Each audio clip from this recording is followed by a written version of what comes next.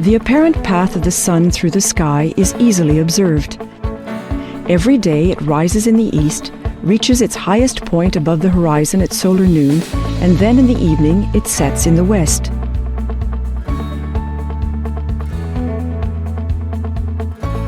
In reality, it is the rotation of the Earth on its axis which is responsible for these observations. The path of the sun through the sky varies from latitude to latitude and from season to season. Let's place ourselves in the northern hemisphere, midway between the equator and the pole, in, for example, Montreal or Chicago.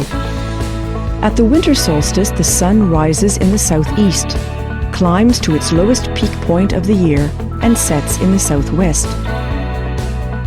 This is the shortest day of the year. It lasts only 8 hours. The lengths of shadows are at their maximum. The path of the sun grows longer until the vernal equinox, when the length of the day equals that of the night, which is to say 12 hours.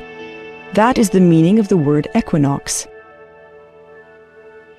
On this day, the sun rises due east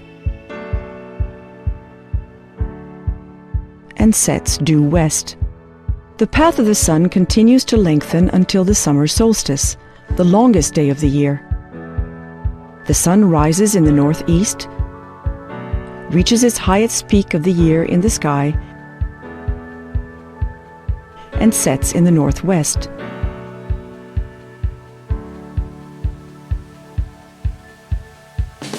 The lengths of shadows are at their shortest. The sun then gets lower in the sky and the days grow shorter until the winter solstice.